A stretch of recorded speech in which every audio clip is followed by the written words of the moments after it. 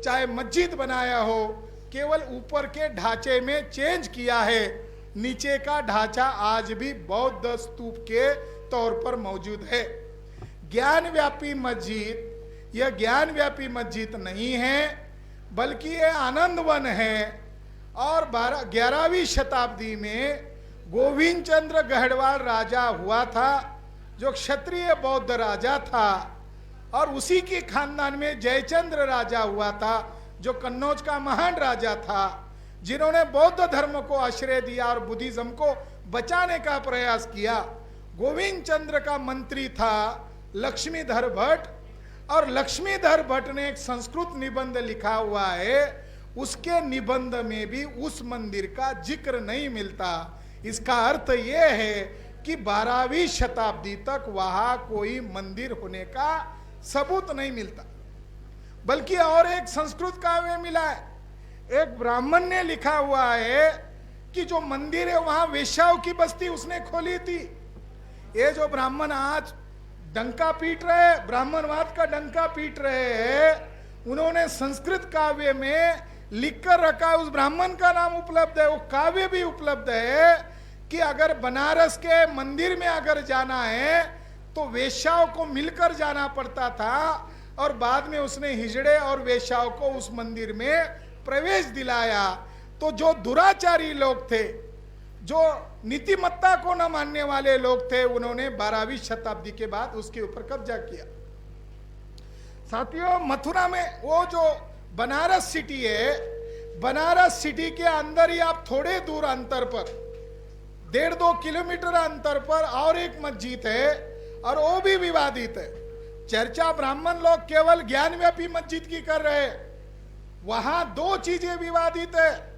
दूसरा जो विवादित मस्जिद है उसको मुस्लिम लोग कहते हैं कि औरंगजेब द्वारा बनाई गई मस्जिद, वहां भी एक कुआं है, वो मस्जिद के बीचों बीच कुआं है, और कुएं को लगकर ब्राह्मण लोग कहते हैं ये क्या है, तो ये लाट भैरव है। अब बनारस में जाओ तो आपको लाट भैरव का दर्शन किए बगैर काशी का दर्शन नहीं होता। तो वह लाट भैरव जो है, आर्कोलॉजिस्ट कहते हैं कि ये लाट भैरव, मैं जब उसके सामने खड़ा हुआ तो 2-3 लोग ऐसा हाथ पकड़कर, इतना बड़ा उसका घेराव था और मेरे से 2 गुना वो ऊंचा था। तो लाट भैरव क्या है? सम्राट अशोक का स्तंभ है। आज उसी वाराणसी में बस 2 किलोमीटर अंतर पर और दूसरी विवादित जगह है, वहां भी पुलिस की छावनी रात दिन बैठी होती है। वहां आधा हिस्सा मस्जिद का है और बीच वाला हिस्सा वो लाट भैरव का है। वो लाट भैरव क्या है? सम्राट अशोक द्वारा निर्मित स्तंभ है। और ये बात मैं नहीं कह रहा हूं, बल्कि आर्कोलॉजिस्ट लोगों ने प्रमाणित किया, ये जो स्तंभ है ये सम्राट अशोक द्वारा निर्मित स्तंभ है। फिर डिबेट किस बात का है? अगर एएसआई खुद मान्य कर रही है कि यह अशोक स्तंभ है, तो अगर उत्खनन करना है, अगर कोई आदेश देना है न्यायपालिका को, तो पुराने जो रिपोर्ट है उस रिपोर्ट को क्यों छुपाया जा रहा है? और न्यायपालिका के द्वारा ये मीडिया में जो खबरें आ रही है कि मंदिर को तोड़कर मस्जिद बनाया गया, इसके लिए शिवलिंग का कार्बन डेटिंग करेंगे। जो काल्पनिक बात है उसका कार्बन डेटिंग कहां से होगा? जो काल्पनिक बात है उसका कार्बन डेटिंग कहां से होगा? इसका अर्थ यह है, काल्पनिक राम को ब्राह्मणों ने सन 2019 में हिस्टोरिकल राम घोषित किया, वही पैदा हुए, मस्जिद के बीचों बीच पैदा हुए। पैदा होने का मतलब है हिस्टोरिकल। राम पैदा हुए, उनके पास कोई पुरातात्विक प्रमाण नहीं था, मगर सुप्रीम कोर्ट के द्वारा मैथोलॉजिकल कैरेक्टर को मस्जिद के अंदर पैदा करके दिखाया। यही उनका हौसला बढ़ने की वजह है। अब वो शिव को हिस्टोरिकल बताना चाहते, अब वो कृष्ण को हिस्टोरिकल बताना चाहते। शिव और कृष्ण कैरेक्टर कहाँ से पैदा हुए? तो दूसरी शताब्दी का जो कनिष्क राजा है उसका कॉइन है, उसके एक कॉइन के हिस्से में बुद्ध खड़ा है, गोल्डन कॉइन है। तो उसने लिखा है बोडो, उसकी जो लैंग्वेज है उसमें लिखा बोडो, बुद्ध का लिखा शब्द है बोडो। उसकी दूसरी साइज में राजा कनिष्क ने अपनी प्रतिमा लगाई है और हाथ में त्रिरत्न लेकर खड़ा है। ब्राह्मण इतिहासकार कहते हैं ये शिव है, क्योंकि इसके हाथ में त्रिशूल है। त्रिशूल जो शब्द है ये त्रिरत्न के लिए है, और कॉइन पर राजा कनिष्क के हाथ में, राजा वासुदेव के हाथ में है। तो बुद्धिस्ट लोगों के आर्कोलॉजी को ब्राह्मण इतिहासकारों ने मिस इंटरप्रिट किया गया। शिव शब्द भी बुद्धिस्ट है। शिव ये बोधिसत्व अवलोकितेश्वर था, उसकी नकल करके शिव बनाया गया। शिव का पाली भाषा में अर्थ है बुद्ध के दोनों नेत्र के बीच में जहां से वो पैदा हुआ, इसको तृतीय नेत्र बोलते हैं। बुद्ध को 3 नेत्र थे, हम लोगों को 2 नेत्र है। बुद्ध का तीसरा नेत्र का पाली भाषा में अर्थ है प्रज्ञा चक्षु, जिसकी प्रज्ञा जागृत होती है वो तीसरा नेत्र वाला होता है। और विवेकानंद की एक शिष्या भारत में आई थी और उसने शिव के ऊपर रिसर्च किया। वो जो उसकी शिष्या थी, एक फॉरेन से आई थी, निवेदिता, सिस्टर निवेदिता ने, एक बड़े इतिहासकार है हवेल, इनको खत लिखा और खत में लिखा कि भारत के ब्राह्मण जिसको शिव कहते हैं, उसने डिजाइन बनाए हाथ से और कहा ये स्तूप है, और भारत की प्रजा अज्ञानी होने के कारण ब्राह्मण लोग इनको शिवलिंग या शिव की पिंड कहकर प्रचार में लाते हैं। यदा कदाचित भविष्य में कोई इनमें से लोग आ जाएंगे तब लोगों को बताएंगे ये शिवलिंग नहीं है, ये क्या है, ये बुद्ध स्तूप है। साथियों, बनारस में बुद्धिस्ट अवशेष है, वह ब्राह्मणों का होने का कोई सवाल नहीं है। इस किताब में उन केवल ज्ञानव्यापी मस्जिद की ढूंढा नहीं गया, बल्कि सैकड़ों मंदिर और मस्जिदों के अंदर बुद्धिस्ट अवशेष है, ये हमने सप्रमाण सिद्ध किया हुआ है। इसीलिए टाइटल ये नहीं रखा ज्ञानव्यापी मस्जिद किसकी और कृष्ण जन्मस्थली किसकी, ये टाइटल नहीं रखा, बल्कि बनारस का काशी ये बुद्धिस्ट लोगों का है, ये हमने सप्रमाणित सिद्ध किया है। मथुरा किसकी? 1953 की ही बात है। सर मेजर जनरल कनिंघम उस विवादित स्थान पर गए, तब उसको दरारें आ गई थी, उस मस्जिद को दरारें आ गई थी और वहां उन्होंने नमाज अदा करना बंद कर दिया था। तो उन्होंने वहां बारीकी से अध्ययन किया और 1864 में उन्होंने उस रिपोर्ट में प्रकाशित किया। उस रिपोर्ट में उन्होंने कहा मुझे मथुरा के मस्जिद के नीचे टूटे हुए अभिलेख के अवशेष मिले जो गुप्त राजा के थे और उसके ऊपर उनकी वंशावलियां थी, यानी सबूत मिल गए वो बुद्धिस्ट राजा थे। उन्होंने दूसरी बात उस रिपोर्ट में ये बताई कि वहां मुझे इस मंदिर का डिजाइन का नक्शा मिला। तो उन्होंने उसके ऊपर कमेंट्री किया कि कितना बड़ा होगा ये स्तूप कितना बड़ा होगा, और उस स्तूप का नाम है यश विहार, यानी जो आज विवादित जगह है उस जगह का भी नाम उन्होंने कहा यश विहार है। तो उन्होंने कहा जगन्नाथ का विहार और सोमनाथ का जो मंदिर है उससे 2 गुना बड़ा है मथुरा का विहार। साथियों, 11वीं 10वीं शताब्दी में गजनी के द्वारा, गौरी के द्वारा उसके ऊपर केवल जलाया गया, नष्ट नहीं किया गया। औरंगजेब के द्वारा सन 1659 में उसके ऊपर कब्जा किया गया, मगर उसके नीचे जो मिला तो कनिंघम को 3 चीजें मिली। नंबर 1 उसका नक्शा मिला, गुप्त राजा का अभिलेख मिला। नंबर 3 बुद्ध की माता महामाया का टहनी को पकड़ा हुआ एक शिल्प मिला और बुद्ध की प्रतिमा मिली। ये सारी चीजें उस समय वहां लाहौर म्यूजियम था, तो लाहौर म्यूजियम में वो शिफ्ट किया हुआ है। और आने वाले समय में मैं लाहौर पाकिस्तान में जाकर उन चीज़ों की फोटोग्राफ लाने का प्रयास करने वाला हूँ, क्योंकि ये लड़ाई हमको आर्कोलॉजिकल तो एविडेंस मिल गए और वहाँ खोजबीन करने के लिए कोई रुकावट होने का सवाल नहीं है। मगर आज ये चीजें लाहौर म्यूजियम में, लॉकडाउन का पीरियड था तो मेश्राम साहब ने मुझे खबर बताई, तो उन्होंने कहा कि बिहार में एक राजपूत व्यक्ति है और उसने केंद्र सरकार को डिमांड किया था कि तथागत बुद्ध का भिक्षा पात्र पुरुषपुर में अफगानिस्तान में है और भारत सरकार की जिम्मेदारी है कि बुद्ध अगर भारतीय है, बुद्ध के कारण भारत की पहचान है, तो भारत सरकार वो भिक्षा पात्र को लाए। मैं भी इस कार्यक्रम के अवसर पर बोलना चाहता हूं कि नरेंद्र मोदी बीच बीच में तथागत बुद्ध की बहुत तारीफ करते हैं और इतनी तारीफ करते हैं कि सुनने वालों को लगता है कि नरेंद्र मोदी कहीं बुद्धिस्ट तो बन गए नहीं। नरेंद्र मोदी के गांव जो है वहां भी बुद्ध धर्म के अवशेष है। तो वो जो बुद्ध के अवशेष आज लाहौर म्यूजियम में है, तो भारत सरकार की जिम्मेदारी है कि जो कनिंघम महोदय को उस विवादित स्थान से मिले हुए जो चीजें मिली, मॉन्यूमेंट्स मिले, भारत सरकार की जिम्मेदारी है कि वो भारत लाए जाए। साथियों, उस आधार पर हम कह रहे हैं कि मथुरा यह बौद्ध स्थान है, मगर दुख की बात है भारत के लोगों को, खासकर कि मथुरा के लोगों को, वहां लगभग दर्जनों टीले हैं। एक टीले को विनायक टीला नाम दिया, एक टीले को गोवर्धन टीला नाम दिया, एक टीले को फलाना नाम दिया, एक टीले को कंस नाम टीला दिया।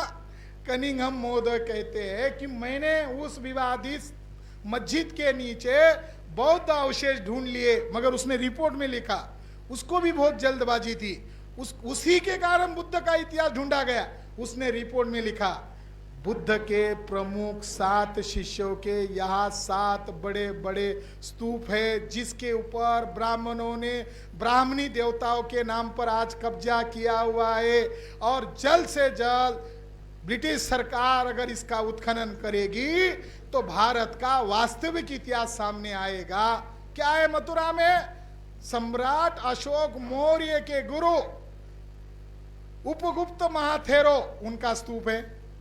मथुरा में एक स्तूप सम्राट अशोक के गुरु का है, दूसरा स्तूप उनके पुत्र राहुल का है, तीसरा स्तूप भंते आनंद का है, उनके सौतेले भाई आनंद, उनका स्तूप है, और उनके प्रमुख शिष्यों का वह स्तूप है। साथियों, आज मथुरा वासी लोगों को ये जो कहानियां प्रचार में लाकर सारी केवल उस मस्जिद के ऊपर कब्जा नहीं किया।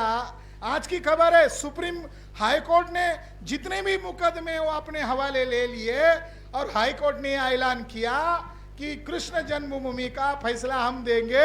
आज मुझे पता चला कि कितनी विवाद की जगह है, 16.5 एकड़ जमीन के ऊपर सुनवाई कर रही है कोर्ट, और ये आधार पर कह रही है कि वो जन्मस्थल है। इसका मतलब ये है कि भारत की लोकतांत्रिक संस्थाओं को ब्राह्मणों ने अपने हाथ में लिया है। हम इतिहास को देख रहे हैं और हम निरपेक्ष भाव से लिख रहे हैं, हमारे पास सबूत है, मगर उनके पास क्या है? खरीदे गए जज है। उनके पास क्या है? ESI के द्वारा जो चुने गए ब्राह्मण लोग हैं उनके हाथ में है। इसलिए मैं इस मौके पर यह कहना चाहता हूं कि मेश्राम साहब ने जो भारत बंद का ऐलान किया है और बनारस पर मोर्चा लेकर जाने का, कलेक्ट्रेट पर जो मोर्चा लेकर जाने का जो मामला है, ये मामला भारत को बचाने का मामला है। यही हमारा इतिहास है। जो ब्राह्मण लोग कब्जा करना चाहते हैं, जैसा चुनाव आयोग के द्वारा EVM घोटाला किया जा रहा है, उसी तरह ESI के द्वारा भी काल्पनिक बातों को इतिहास माना जा रहा है। मैंने एक चैप्टर लिखा है कि महाभारत ये बौद्ध धर्म की प्रतिक्रिया में लिखा गया ग्रंथ है। सारे एविडेंस दिए हैं। महाभारत का अध्ययन करने के बाद मुझे पता चला कृष्ण का जो काल्पनिक जीवन है, काल्पनिक जीवन का काल्पनिक कृष्ण केवल मात्र एक दिन मथुरा में गया था और उसके बाद वहां से वो भाग गया था। इसीलिए महाभारतकार ब्राह्मणों ने लिखा कृष्ण रण छोड़ दास है। कृष्ण का एक नाम है रण छोड़कर भागने वाला। ये मालूम है हमको कि भाई भाइयों में लड़ाई लड़ाने वाला, मगर कृष्ण का एक नाम है रण छोड़कर भागने वाला। तो अभी बड़ी खुशी की बात है, हमारे लोगों को मालूम नहीं मगर बीजेपी के लोगों को मालूम है, पंडित दीनदयाल उपाध्याय इनकी एक डिजिटल लाइब्रेरी है, गूगल में आप जाओ तो उनकी एक डिजिटल लाइब्रेरी है, तो उनके पास कुछ बहुमूल्य किताबें उन्होंने वहां अपलोड करके रखी है, चाहे वो आरएसएस वालों के पास होगी वह अपलोड करके रखी है। तो उसके ऊपर एक किताब अपलोड करके रखी है, महाभारत का अंग्रेजी ट्रांसलेशन वॉल्यूम नंबर 7, केवल 7 भाग तक आया होगा, इसीलिए एक खंड को उन्होंने अपलोड करके रखा। शायद बीजेपी वालों को इस बात की खुशी होगी कि देखो अमेरिका वाले महाभारत का अनुवाद कर रहे हैं, और जिसने अनुवाद किया वो 8 लोग हैं, और उसका चीफ एडिटर का नाम है फिट्जगेराल्ड महोदय का दुनिया के ऊपर एहसान हो गया। उन्होंने 2011 तक 11 वॉल्यूम में महाभारत का अनुवाद किया। अब महाभारत का ऑथेंटिक अनुवाद फिट्जगेराल्ड की अमेरिका के टीम ने किया। मैं ये क्यों बता रहा हूं, जब ब्राह्मण तर्क के आधार पर हार जाते हैं तब वो बोलते हैं कि आप ब्रिटिशों का हवाला दे रहे हो, मगर बीजेपी के लोगों ने फिट्जगेराल्ड का वॉल्यूम नंबर 7 अपनी डिजिटल लाइब्रेरी पर अपलोड करके रखा है, और 11वें वॉल्यूम में फिट्जगेराल्ड ने लिखा कि महाभारत ये प्रतिक्रांति के बाद लिखा हुआ ग्रंथ है। जरासंध जो कैरेक्टर है महाभारत का, कृष्ण के साथ लड़ाई का जो कैरेक्टर है फिट्जगेराल्ड, एक जर्मन लेडी है बिराड्यू, और एक दूसरे हिल्डबिटल एक बड़े संशोधक है, इन्होंने महाभारत की हर प्रतीक और हर शब्दावली में गए। तो जरासंध कौन है? अशोक को ब्राह्मणों ने जरासंध दिखाया। ब्राह्मण लोगों ने डायरेक्ट बुद्धिस्टों के खिलाफ महाभारत नहीं लिखा। अगर महाभारत लिखा होता तो उस समय बुद्धिस्ट प्रजा जिंदा थी, हो सकता है ब्राह्मणों का मॉब लिंचिंग होता। तो बुद्धिस्ट प्रजा को ध्यान में रखकर ब्राह्मणों ने इशारे में लिखा है, और जो पात्र है, जो कैरेक्टर है, ये सारे के सारे कैरेक्टर महाभारत के जितने भी कैरेक्टर है, ये जो उनकी पांच पतियों की जो पत्नी है ये तारा देवी है, यानी डिकोड कर दिया। तारा देवी और पंच बुद्ध या 5 बोधिसत्व, ये आर्कोलॉजी में एविडेंसेस है। तो ब्राह्मणों ने पंच बोधिसत्व या 5 बुद्धों के साथ जो प्रज्ञा देवी दिखाई जाती है, इसको काउंटर करने के लिए वो 5 पांडव की पत्नी दिखाया। धर्मराज कौन है? बुद्ध का नाम एक धर्मराज है, अशोक का एक विशेषण धर्मराज है। धर्मराज बुद्ध था, धम्मराजा बुद्ध था। बुद्ध का पाली में नाम है धम्मराजा, अशोक का पाली में नाम है धम्मराजा। जो 5 पांडव हुए, एक पांडव को उन्होंने धर्मराजा बताया। इस तरीके से महाभारत के माध्यम से, यहाँ तक कि गीता के माध्यम से बौद्ध तत्व ज्ञान को काउंटर किया है, और महाभारत के कारण ही क्षत्रियों को नाजायज घोषित किया गया है। परशुराम के द्वारा क्षत्रियों को नाजायज घोषित किया है, रामायण के द्वारा क्षत्रिय राम को नाजायज घोषित किया है। साथियों, क्षत्रियों के खिलाफ भी ब्राह्मणों ने षड्यंत्र किया, क्योंकि वो नाग बुद्धिस्ट थे।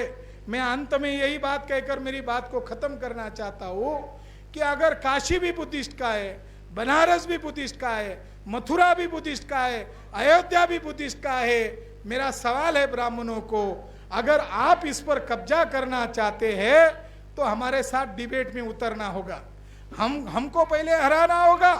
मगर मेरा चुनौती है ब्राह्मणों को कि बुद्ध के पहले और सम्राट अशोक के पहले आपका एक सिंगल कहीं मंदिर हो, इसका आर्कोलॉजिकल एविडेंस बता दो। ब्राह्मणों का बुद्ध के पहले और सम्राट अशोक के पहले एक भी मंदिर नहीं है, एक भी प्रतिमा नहीं है। ब्राह्मणों के ऋग्वेद में तो प्रतिमा बनाने वाले पनी लोगों को, नाग लोगों को गालियां दिए। प्रतिमा बनाने का सभ्यता पूर्ण लोगों ने काम किया। इसलिए मेरा दावा है कि ब्राह्मणों का भारत में कुछ नहीं है, मिट्टी के ऊपर भी कुछ नहीं है और मिट्टी के अंदर भी कुछ नहीं है। इसलिए मैं ये कह रहा हूं कि ब्राह्मणों का या कुछ भी नहीं। आज जो राम मंदिर बन रहा है ये किसकी नकल है? अभी एक शोध संशोधन हमने इसमें प्रस्तुत किया, भारत में जितने प्रसिद्ध मंदिर है ये सारे के सारे स्तूप संरचना की नकल है। आप मंदिर के अंदर प्रवेश करते हो तो उसके अंदर एक गर्भगृह होता है। हर ब्राह्मणों के मंदिर के अंदर गर्भगृह होता है और गर्भगृह के अंदर प्रदक्षिणा पथ होती है। बुद्धिस्ट लोग हर स्तूपा को क्लॉकवाइज चक्कर काटते हैं और ब्राह्मण लोग मंदिर में क्लॉकवाइज चक्कर काटते हैं। भारत का जो धर्म है वो केवल हिंदू धर्म के नाम पर छुपा हुआ है। ब्राह्मणों ने प्रतीकों को चुराया, स्तूपों को चुराया, यहाँ तक कि राम मंदिर ये स्तूप संरचना की नकल करके खड़ा किया जा रहा है।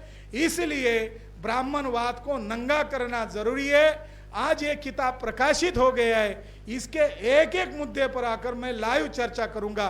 धन्यवाद। जय मूल निवासी।